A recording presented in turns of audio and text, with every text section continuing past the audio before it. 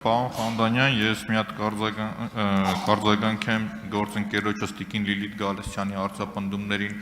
ու ձեր պատասխանին, որ ասում եք սպառնալիք չի, թրիպը տեսեք, Իրանի ազդեցիկ գեներալներից Սաֆավին հայտարարել է, որ թրիպ նախագծի վերաբերյալ Հայաստանի հետ պայմանավորվածություն կամ փոխըմբռնում չկա, եւ եթե Իրանը դեմ է Պարսից ծովում ամերիկյան ներկայությանը, ապա նշանակում է նույն տրամաբանությունը կա նաեւ Կովկասում։ Ու ակնհայտ է, որ այս ԱՄՆ-ի ու Իրանի շարունակվող կոշտ դիմակայության պայմաններում այս ծրագրի իրագործումը պոտենցիալ սպառնալիքի կոմպոնենտներ պարունակում է, պարոն Խանդայան, ես ձեր տրամաբանությունը մի փոքր չկարողացա հասկանալ, բայց հիմա հարցս, կարող եք հստակ ասել թրիպի հետ կապված մաքսային հսկողություն եւ սահմանապահի դեմք, հայի դեմք տեսնելու Ադրբեջանը թե ոչ, կներեք իմ կոշտ բանի համար ձևակերպման, որովհետեւ Ադրբեջանի նախագահան Ալիևը հստակ ասում էր, որ ադրբեջանցիները սահմանին չեն տեսնելու ոչ մի հայի դեմք, այսինքն ոչ սահմանապահ, ոչ մաքսային։ Եվ մյուս հարցը որ կա, թրիպը որ ասում եք, կարող եք խնդրում եմ լռություն, էլի, ժողովուրդ։ Հարգելի գործընկերներ, լիովին կիսում եմ պարոն Մանուկյանի ասածը, հերիք է այս խոսակցությունները։ Եվ կարող եք ասել, տնտեսական ինչ օգուտ ենք ունենալու թրիպից թվերով հստակ, ինչի համար, քանի որ այդ մեծ պրոյեկտը, որ իրականացվում է, այնտեղ թվեր կա հստակ։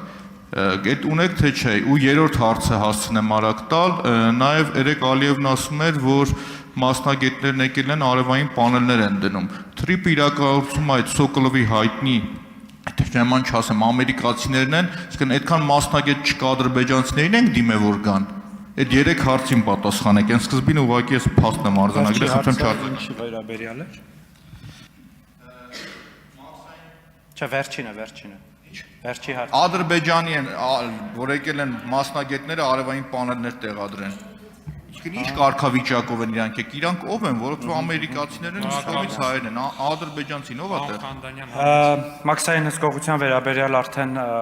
պատասխանեցի Տիկին Գալստյանին եւ սահմանային հսկողության վերաբերյալ համաձայնագիրը հստակ նշում է, ինչ վերաբերում է ում դեմքը կտեսնեն, ինչ ազգի ներկայացուցիչ, օրինակ երբ որ դուք գնում եք Դուբայ, այնտեղ շատ հաճախ, եթե դուք ունեք բիոմետրիկ ազնագիր, որևէ մեկի դեմքն էլ չեք տեսնում, ուղղակի անցնում եք, եւ մեր պատկերացումը, նաեւ դա համաձայնագրում է նշված ժամանակակից տեխնոլոգիաների կիրառումն այն, որ հնարավորինս արագ եւ այդ տեխնոլոգիաների կիրառմամբ իրականացվեն, եւ նաեւ համաձայնագիրը ենթադրում է, որ տարբեր գործառնություններ կարող են իրականացնել front office, back office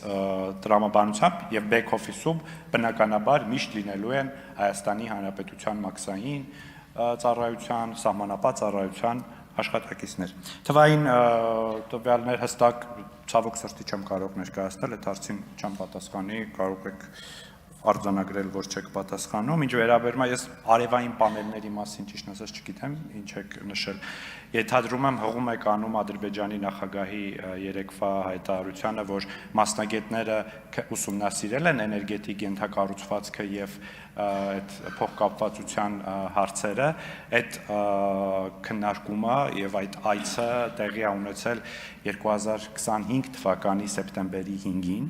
երբ փոխվարչապետ Մհեր Գրիգորյանի եւ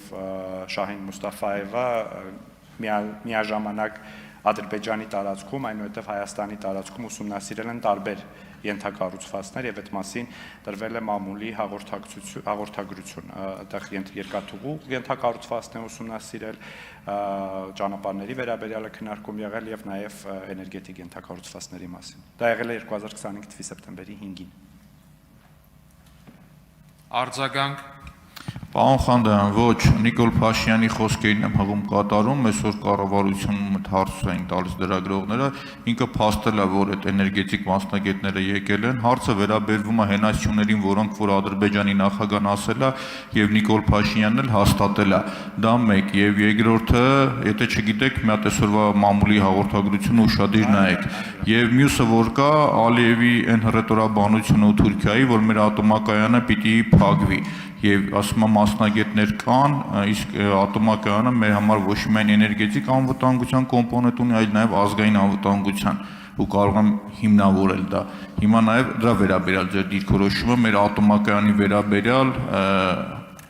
ադրբեջանցիների եւ թուրքերի հռետորաբանության։ Շնորհակալություն։ Ինձ մեկ-մեկ թվում այս դահլիճում մեկ-մեկ Բաքվի ռադիոն են միացնում։ Իսկ ինչ է ասում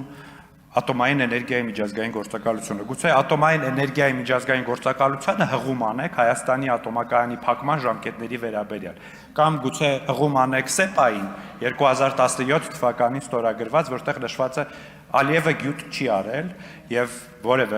եւ բոլորը եւ Հայաստանի կառավարությունը եւս հայտնել են, որ Հայաստանի ատոմակայանը կարող է գործարկվել մինչև 2036 թվականը եւ պետք է նմանատիպ կարողություններով նոր ատոմակայան Հայաստանին։ Այսինքն այստեղ որևէ նորություն այս հարցի վերաբերյալ չկա եւ այդ գնահատականը տալիս են մասնագետները եւ ոչ թե կառավարությունները կամ պետությունների ղեկավարները։